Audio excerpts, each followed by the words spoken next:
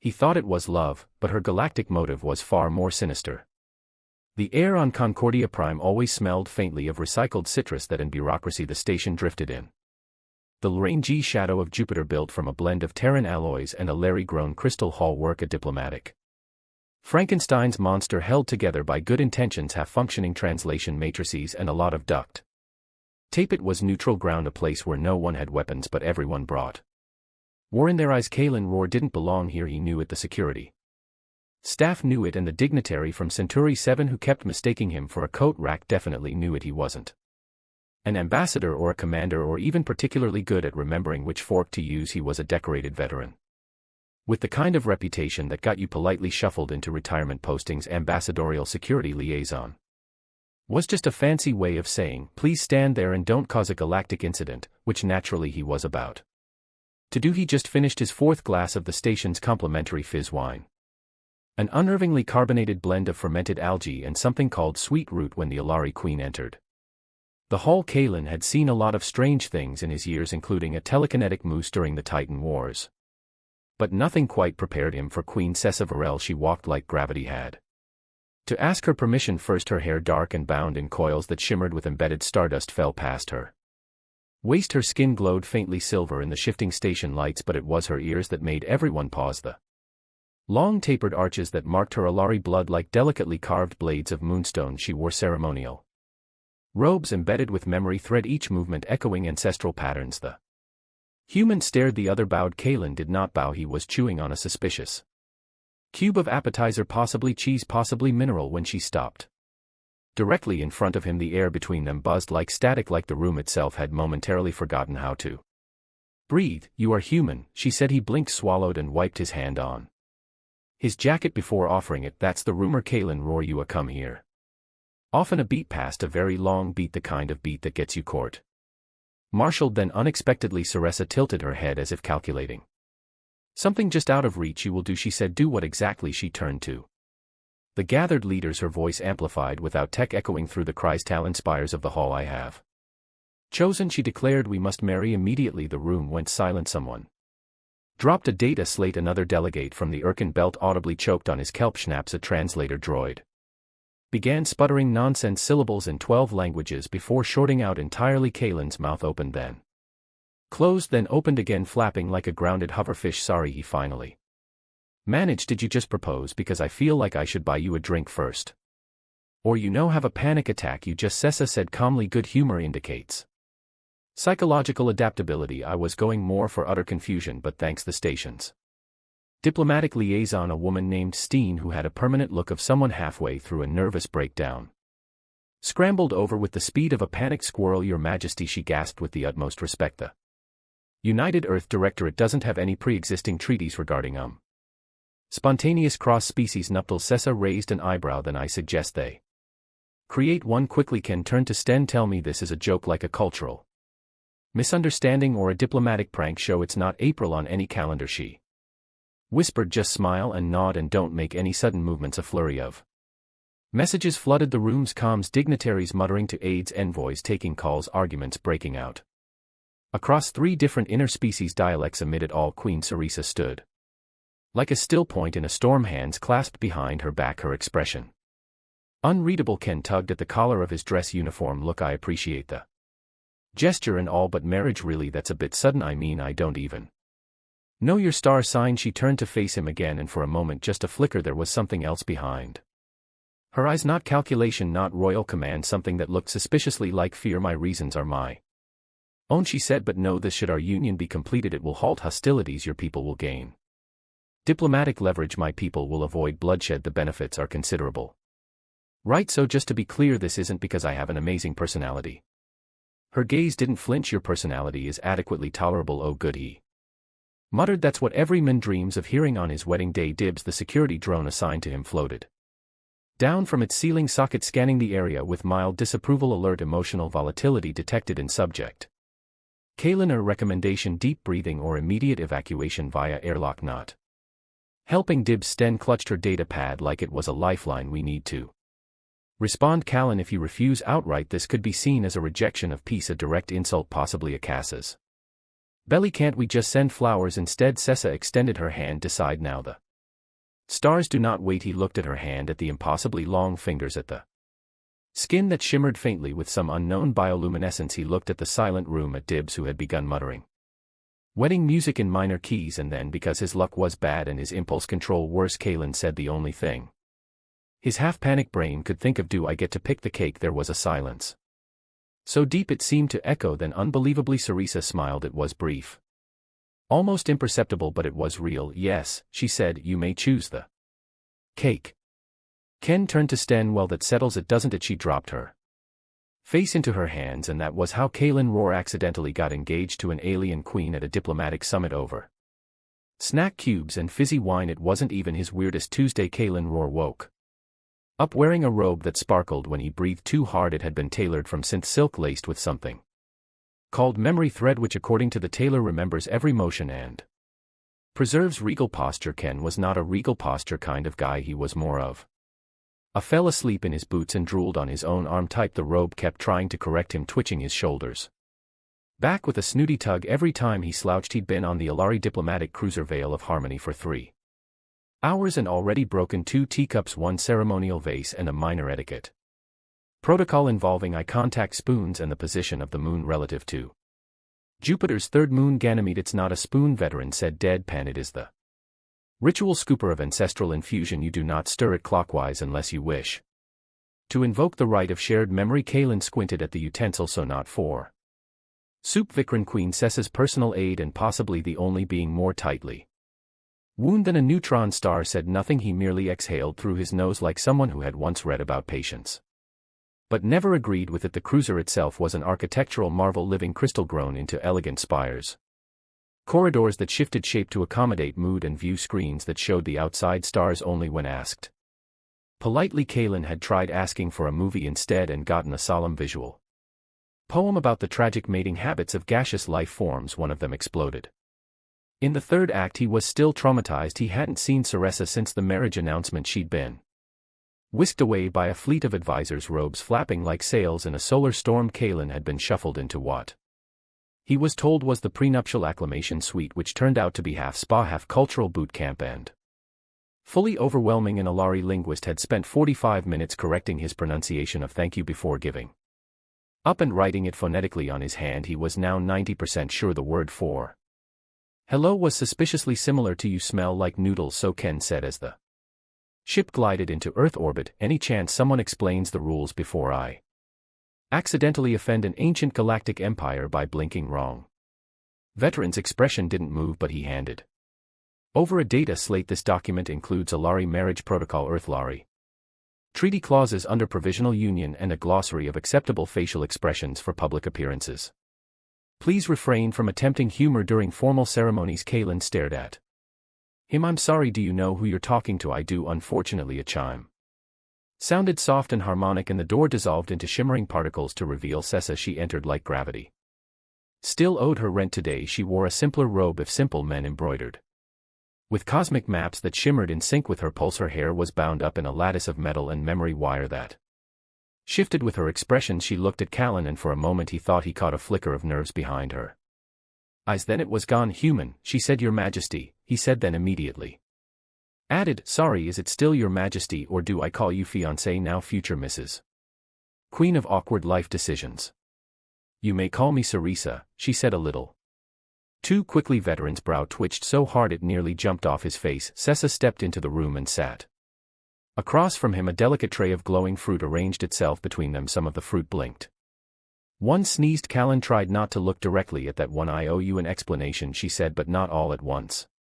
There are layers to this. That's not ominous at all. She ignored the comment. You must understand, Ken Rohr, the politics of our people are built on threads of appearance. If I had declared war, I would have been applauded, but to declare alliance, to choose an outsider. She took a small piece of fruit and it stopped glowing as she bit into it. That shakes more than tradition, it threatens power.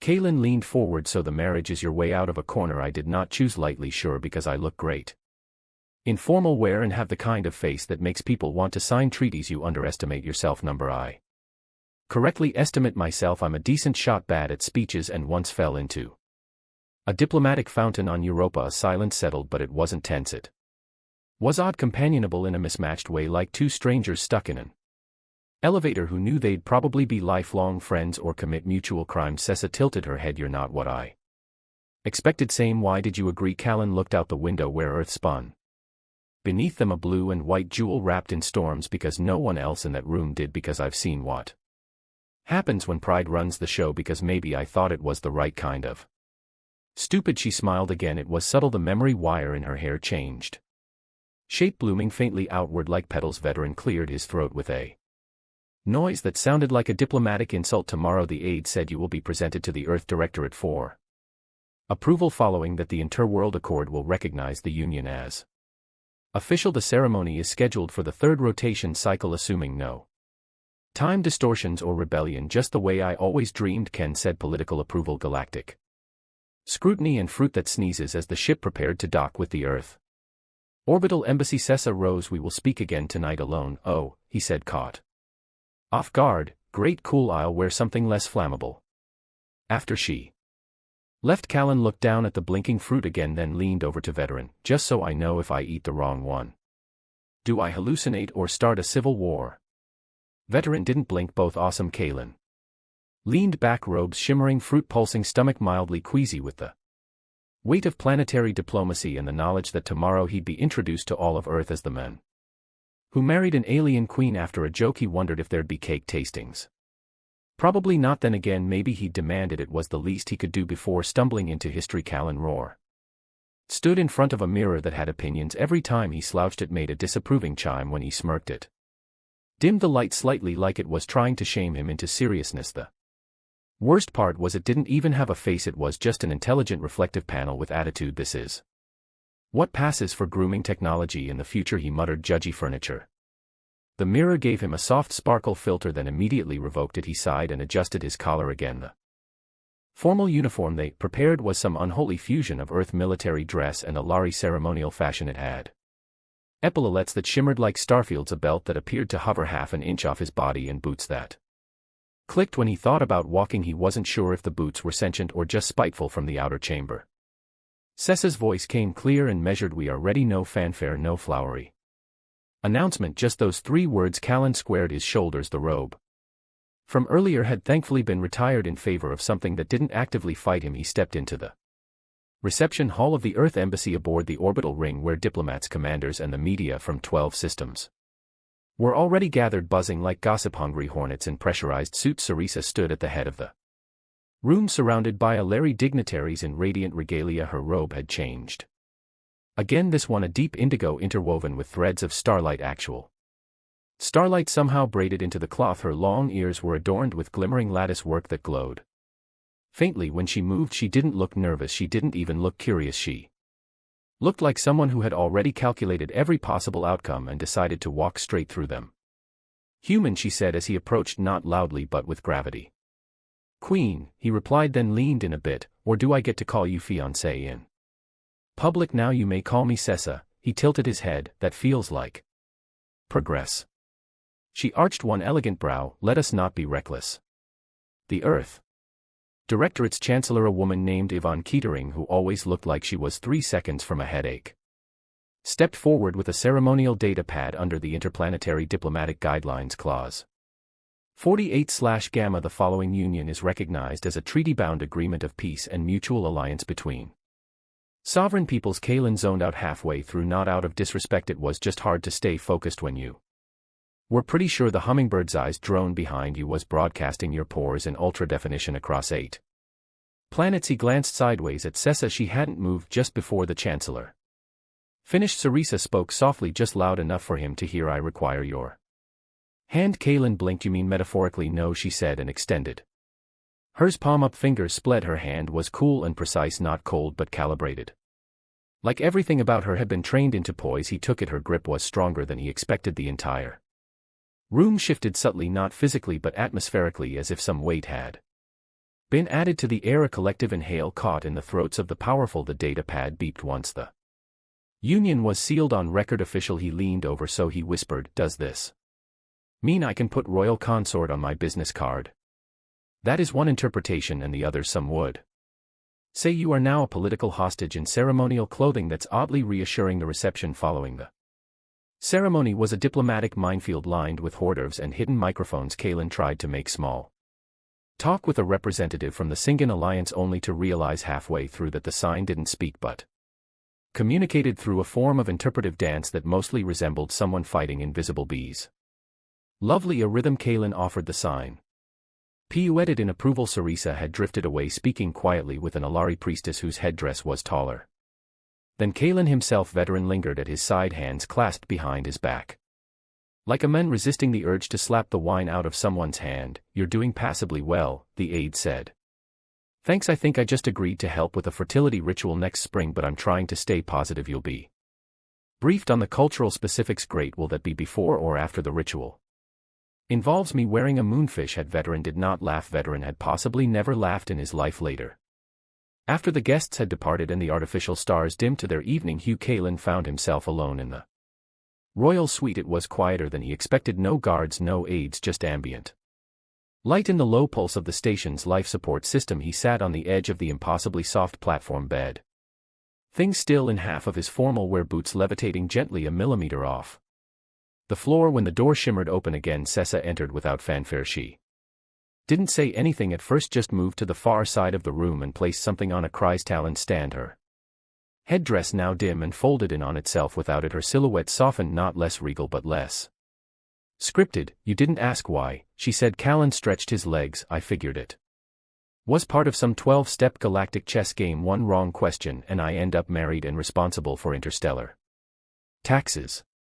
She turned to him. Her gaze was level, unreadable. There is a tradition among the Alari. A queen may call for union not only to secure peace but to invoke the right of sovereign escape. Escape, it's rarely used, reserved for those who wish to challenge fate publicly irrevocably by choosing an outsider. The queen denies the plans others have made for her, and if the outsider accepts, it becomes a sacred pact. Kalen stared. So this wasn't about peace. It is always about peace, but not the kind they think.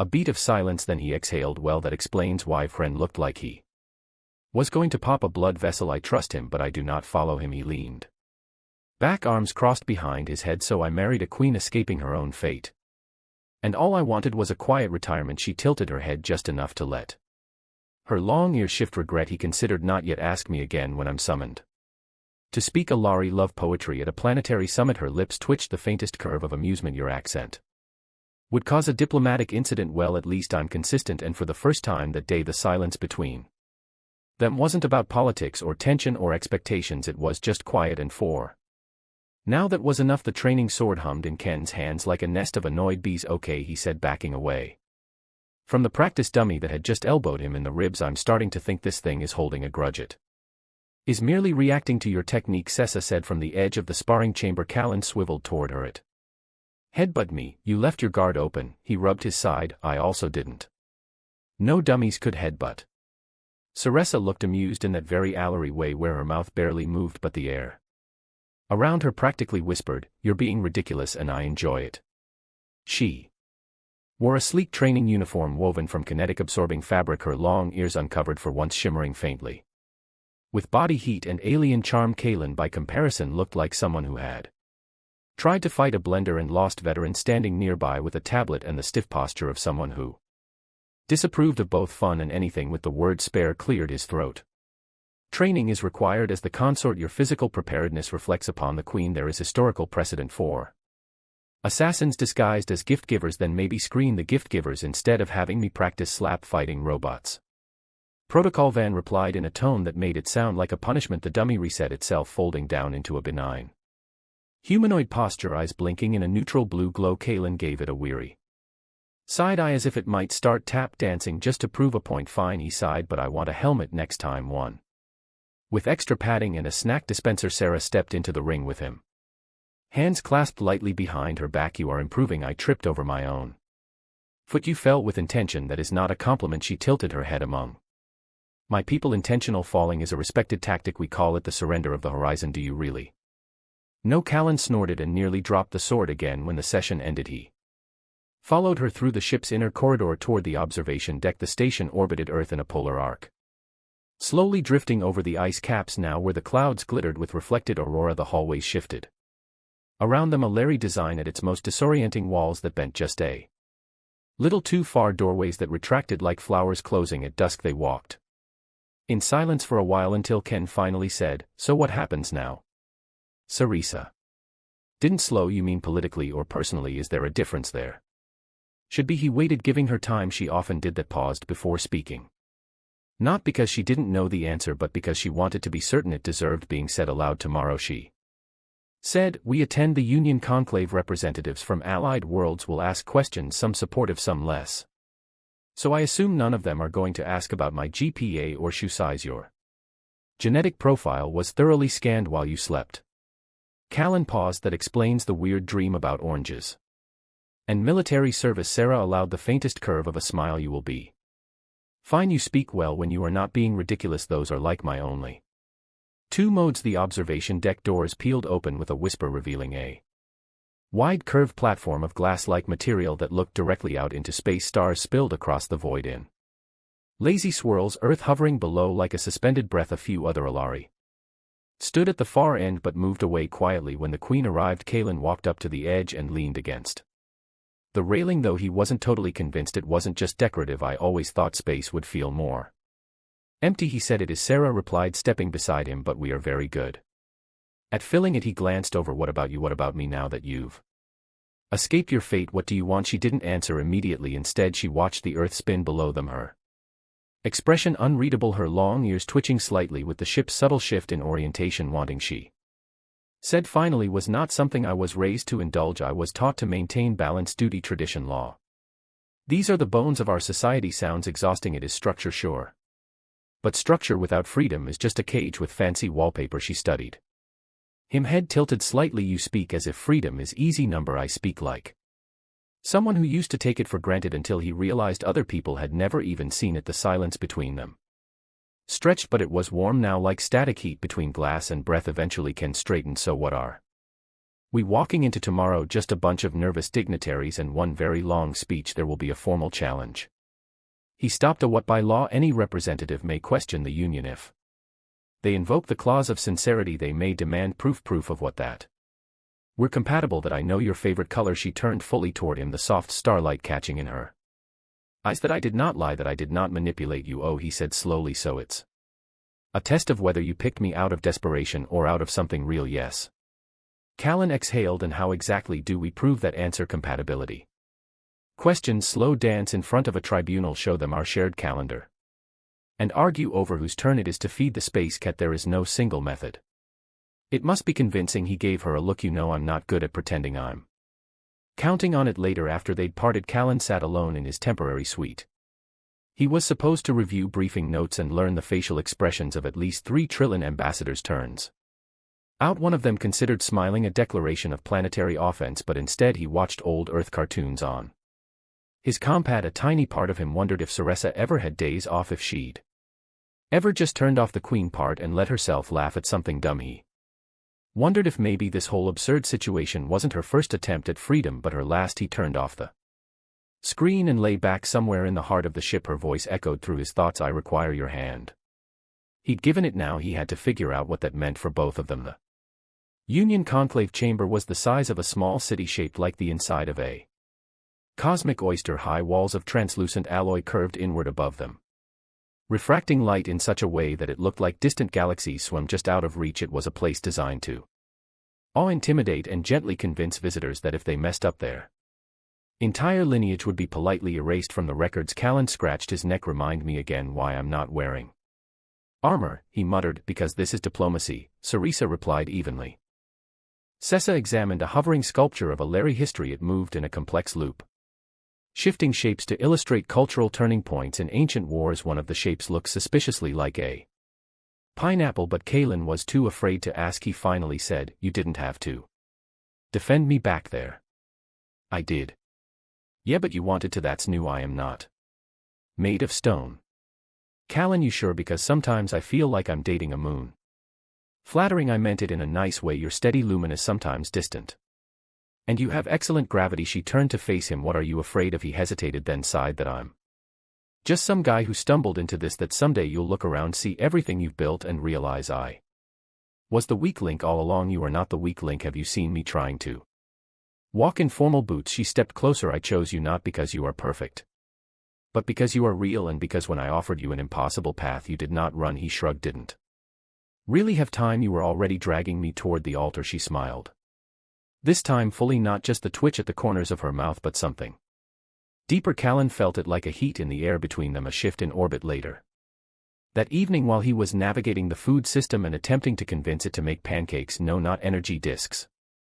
Pancakes, round, fluffy. Yes, fluff is important. He was interrupted by a high-pitched alarm. A moment later Vanrin entered at a dead sprint. Emergency transmission, he said, from the Sovereign Axis. Callan glanced over. They run out of vowels again. They have declared the Union a destabilizing event and issued a decree. Let me guess, they'd like us to break up quietly before someone's honor gets bruised. No, Van said. They demand the Queen release you or they will consider it a declaration of war. The silence that followed was not warm, not even close. Kellen looked to Sarissa. She hadn't said a word yet, but her posture had changed. Shoulders tight, chin lowered, the look of someone calculating 10 variables at once. I assume giving me back isn't an option, he said quietly. No, she said, voice cool as a blade. They believe this bond weakens me, makes me lesser. That true? She met his eyes. It makes me more. He could have kissed her for that. Instead he just nodded. Okay. Then guess we'll need a plan. Varen turned to both of them. Their envoy arrives in 30 hours. If we cannot de-escalate they may attack. Do they know I'm not great at public speaking? Sarissa touched his hand. Quick, subtle but grounding. Then we'll show them something they do not expect, she said. Truth and maybe even love. Kalen tilted his head. So no singing duel, she considered. Not unless it becomes unavoidable. Kalen stood with his hands clasped behind his back, facing the viewport that stretched across the front of the audience chamber. The stars outside didn't care about politics or war threats or how tight his ceremonial collar was. They just shimmered out there in their eternal smugness, a reminder that no matter how big the drama got, the universe remained deeply indifferent behind him. The Sovereign Axis delegation filed in with all the subtlety of a thunderstorm in a crystal museum. Their lead envoy, a sharp-jawed being who resembled a 6-foot obsidian flame, radiated disdain like it was a cultural tradition. I am High Executive Nal Varric of the Axis Council, the envoy said, and I am here to reclaim what is rightfully unbound. Sarissa stepped forward before Kalen could even pretend to be diplomatic. Her robes shimmered a warning in a Larry pattern, light ancient symbology looping down her sleeves like a moving code. You mistake him for a pawn. He is not yours to reclaim. Varric's obsidian mask tilted. He is a tactical vulnerability. His presence erodus the equilibrium between your throne and ours. His presence strengthens my rule, and you risk conflict with the Axis for a consort who lacks lineage, command, and measurable combat value. Kalen coughed politely. Hey, I'll have you know I once took down a training dummy with a coat rack accidentally, but still. Varric ignored him.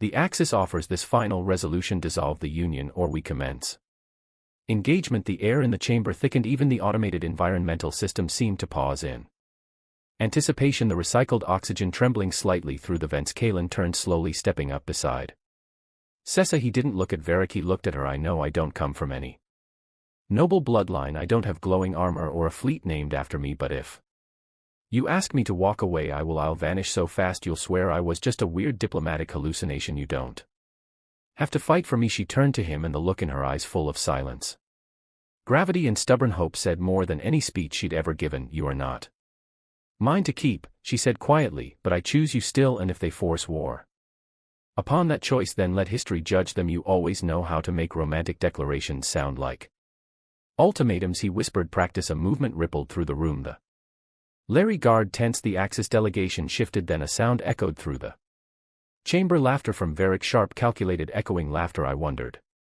what it was, he said finally. What she saw in you, and now I understand. It is not strategy, it is chaos, uncontainable, unrefined, wild. Callan opened his mouth.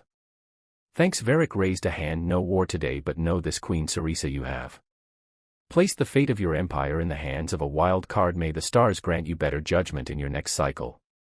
And with that the Axis delegation turned and vanished, their cloaks fluttering like shadowy wings. The moment they left, the air normalized again. People exhaled.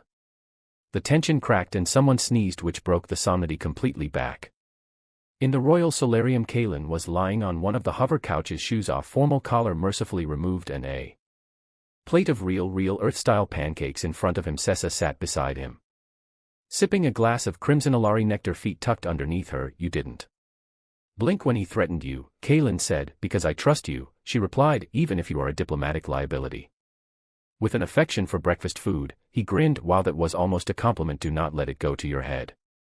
Too late, I'm already considering renaming the Royal Fleet after myself, the HMS Roar, the SS Maple Syrup. The she kissed him. It was not ceremonial. When she pulled away, she said softly, we will be challenged again. Yeah, he nodded, but we'll face it together, maybe with fewer flamethrower threats next time. She leaned against him, her long ears flicked slightly, the only outward sign of her relaxation. He looked up at the simulated sky above, filled with stars that no longer felt so distant, so indifferent. You know, he said, when this all started I thought I was just along for the ride, the joke husband, the placeholder in a shiny coat, and now he smiled. Now I think I'm exactly where I'm supposed to be. There was a long quiet pause, then Sessa said, you still cannot duel properly. I'm working on it, and your language lessons are behind. I've mastered the important phrases like, where's the bathroom, and, no, that's not edible. Also, I apologize for breaking your drone. It was coming at me fast. They laughed, and it echoed off the curved glass, filled the room, and filtered into the systems of the station like an ambient energy source. Later, when the day ended and the stars dimmed to twilight, Kaylin sat beside the Queen of Alari, not as her hostage, not as her strategy, but as her chosen. Maybe he wasn't born to rule or to fight empires, but he was here